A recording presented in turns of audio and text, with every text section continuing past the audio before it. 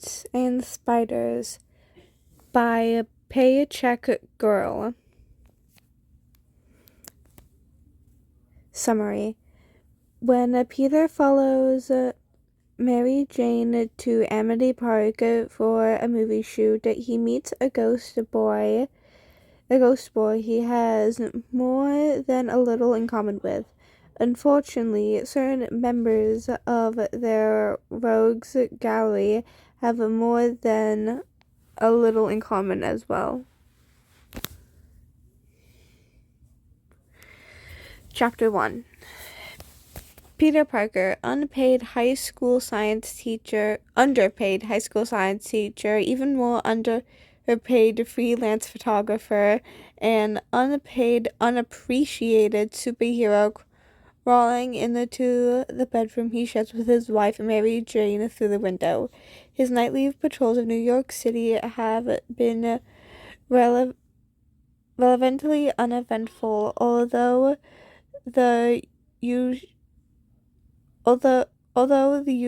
would be muggles, robbers, and one delusional D-list supervillain had encouraged, it wasn't a complete waste of time, especially since he had, or rather the audio shutter on his camera had managed to get good shots of the bulge that would be undoubtedly appearing a headline like most useless member of New Avengers Pronos incomplete, or classic spider menace threatens innocent civilians.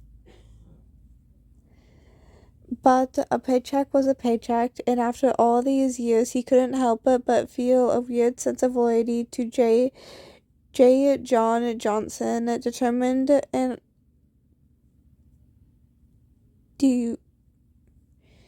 deformed and all. Maybe the exclusive freelance contract he signed with him all those years ago had finally caused something akin to Stockholm Syndrome in him. As Peter made his way in, he noticed Mary Jane was sitting up in bed with a large grin on his face. Once he had made it through the window, she made her way over to embrace him, peeling his mask up to his nose and planting a kiss on his face. After a few moments, she released his lips, and the grin returned to her. "Well, hello to you too," Peter says. "You'll never guess what happened today," she exclaimed. "Fox released Firefly?" asked Peter in his usual jocular tone as he peeled the rest of his mask off his face. Mary Jane, MJ, as she's known to her friends, laughed with a shake of her head, then moved the strand of her long red hair behind her ears. No, but your entertainment, so you're warm. The stupid musical based off of Me finally left Broadway. Nope, and sorry, Tiger, the Montrealism has stuck around for at least 7 years to break even, and considering how much everyone likes going to see it, if it's actually as bad as they say, or to see another stunt double fail, well, it will probably be the next Phantom of the Opera in terms of ticket sales. Let us all mourn the loss of quality Broadway shows. Peter rolled his eyes. "Alright, so what's your news?" "Well, a certain actress has been cast in a soon-to start production horror thriller, Voices of Dead."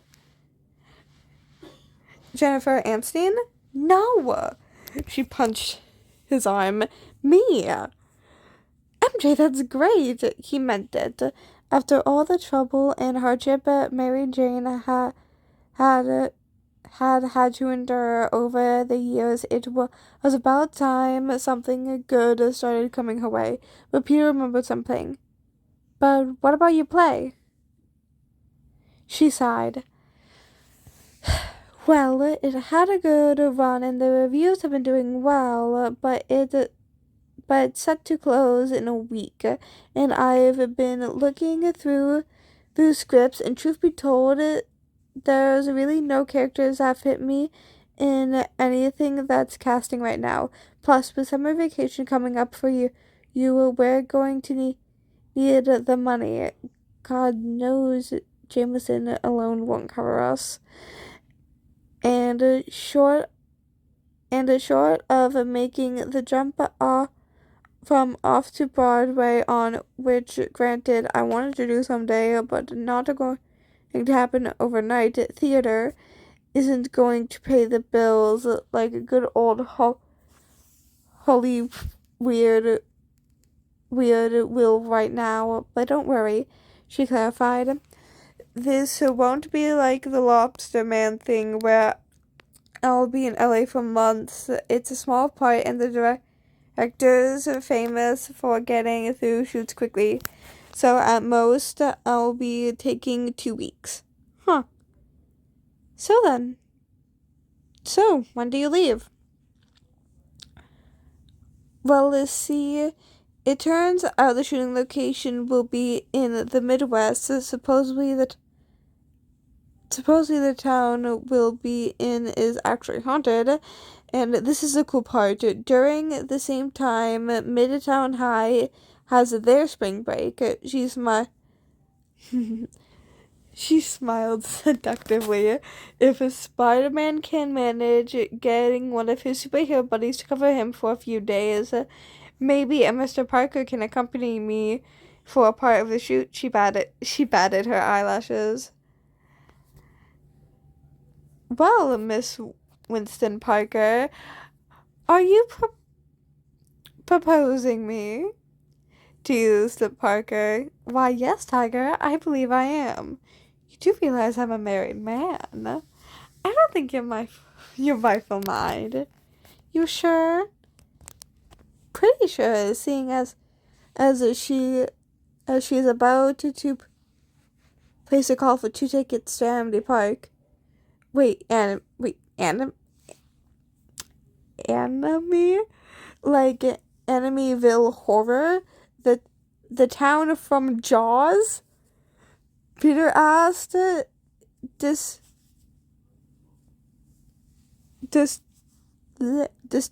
from the previous line of teething. If this place is haunted, I say they were asking for it. They both laughed. Maybe this will be a normal super villain free vacation for once. Though Peter, unfortunately for him, it never was. Sam Madison, Trucker Floyd, and Danny Fenton sat in the usual booth at the local teen hangout, the Nasty Burger. It was a typical day for them, hunting ghosts across town, trapping them in a thermos, and trying to keep the secret that Danny was half a ghost superhero, known Danny Phantom from his pro ghost dictionary, ghost hunting parents. Ooh, meeting goodness, you get better every minute, cooed Tucker at his burger.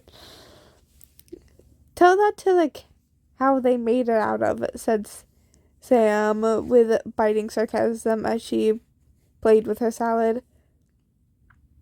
Okay, guys, let's not have a fight for the gazillionth time. Back in your corner.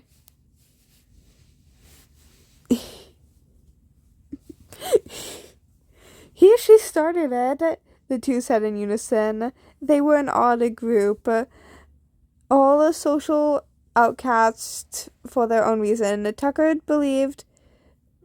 because of his love of technology and ability to freak out every single girl in a 5-mile radius. Danny, because of his parents' embarrassing aesthetic, both ghost related and not, and his ghost powers include clumsiness.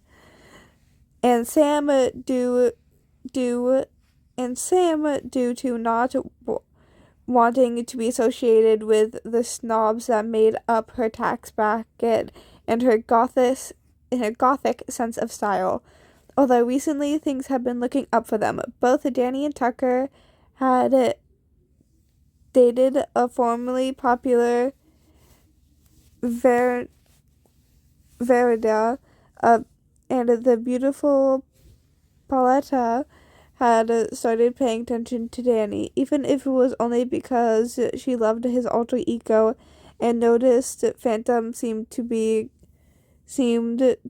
show up around Fenton. Best of all, Danny Phantom was finally not being branded as a menace by most of the town. Some were starting to call him a hero, even comparing him to guys like Spider-Man in the East. Sure, the Fentons still wanted to shoot him with their latest ecto guns, but it was something. Suddenly, Tucker's smartphone began to buzz. You'll never guess it, he exclaimed. They barked back, that geek show you like, Firefly?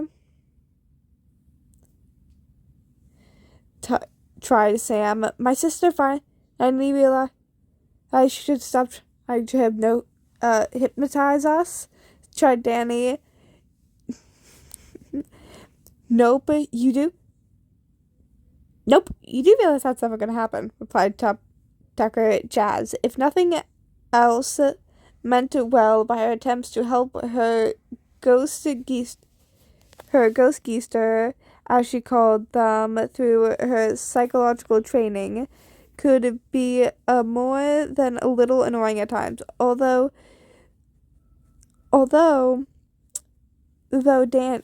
Danny, it was better than before. She was in on the secret and was convinced he had self-esteem issues, and she didn't hit Freak's show ghost envy right on the nose that time. Maybe once she left for college and got some real training, she would be less of a pain in the neck. Alright, said Sam. So what? They're going to film a movie right here in Amity Park, and check out the female cast, he said, proudly displaying the photos. Danny went wide-eyed. Danny's eyes went wide open. Sam sighed. You're disgusting. Suddenly, Danny felt a chill come over him as his ghost senses went off. I'm the box ghost, declared a voice coming from a truck outside, delivering boxes in plastic urinals? Delivering boxes of plastic urinals. Beware! And that's my cue, said Danny as he ran off. Going ghost.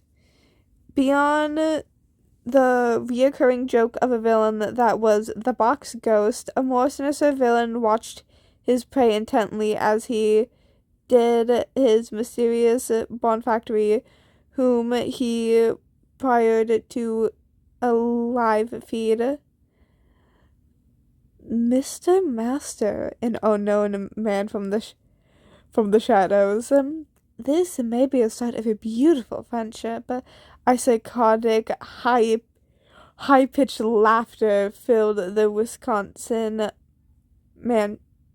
mansions from where they watched.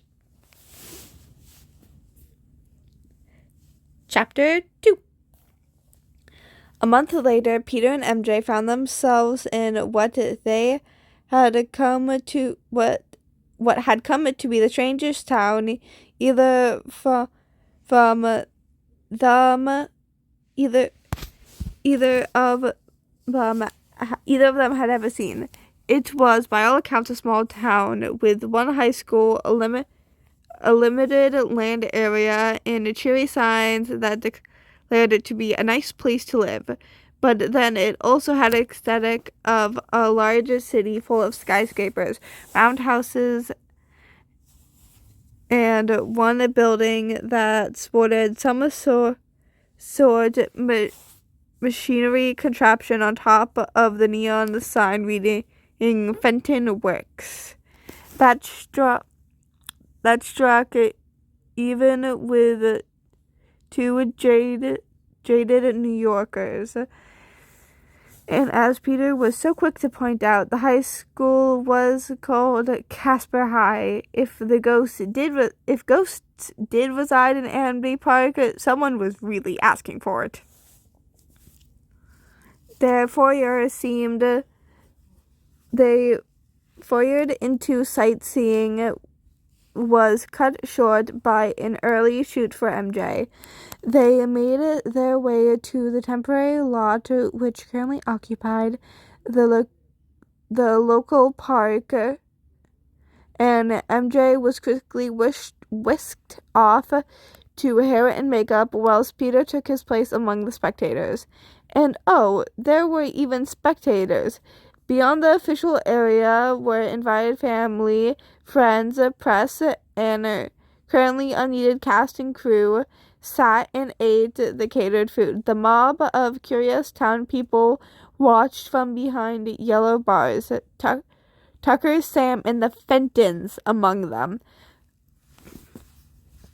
Okay, Danny said as he explained what little he could see of the site. This is kind of cool. Behind him, his jumpsuit-clad parents zoomed through the crowd on their latest ghost hunting equipment. Severely annoyed onlookers stared at them with disdain. But it's not that. There is no way it could ever be cool. But not that. There is no way that could ever be cool. Just smile and give people the impression you don't know them, whispered Jazz. Hey, sweeties, called Maddie. Danny and Jazz found themselves face-palming at the same time. That's rough, said Sam with an insincere smirk. Stop at the spread of horror fumes. Stop at the corruption of youth, called an unmistakable voice of Mr. and Miss Madison. It was Danny's turn to smirk. You were saying? You know, Tucker said, looking up from his phone screen finally. I bet if we snuck around after the crowd dies down a bit, we could get closer and meet some of those fine ladies. Everyone groaned. Stop the spread of horror films, called a Miss Madison in the background. Actually, said Sam quickly, it wouldn't hurt to try and get closer now. Let's go. Danny and Sam followed Tucker as they began pushing their way through the crowd. Jazz was about to sigh before she noticed her parents heading towards her. Wait for me, she called as loud as she could. And cut. Take 5, everybody.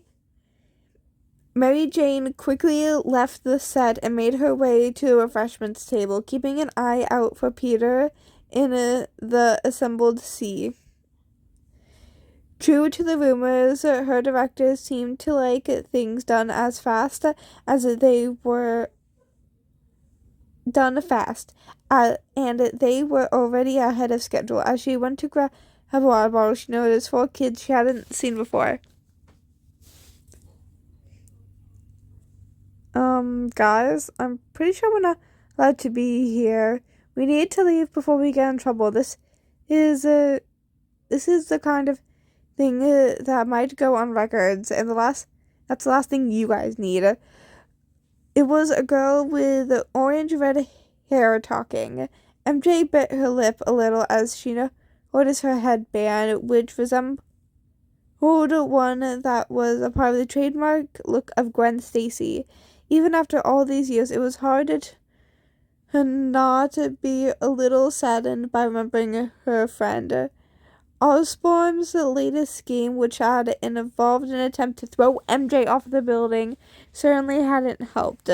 Although the part where she was shot in the bladder afterwards had been satisfying, even if the goblin's formula coursed through his veins, guaranteeing he was already back in 100% health. The boy with a black bush of hair, with a bushy black hair, talking MJ out of. The boy with bushy black hair talking MJ out of her thoughts. Tucker, I can't believe I'm saying this, but I think Jess is right, he says. And so is the authorized personnel only sign we passed. Oh, come on, said Tucker. That was just to scare paparazzi off. If they cared, they would have had security guys. He looked up, noticing MJ, who was watching them. Why, hello, he said. Tucker Foyer. Would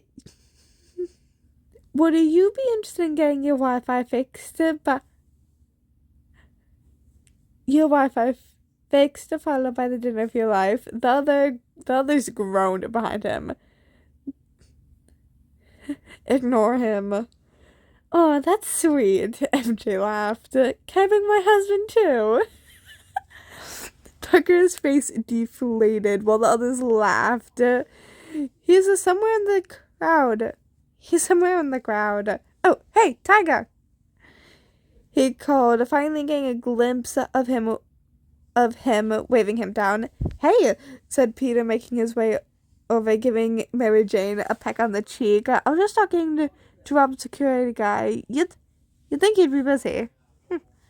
Yeah, weird, muttered the dark-haired girl.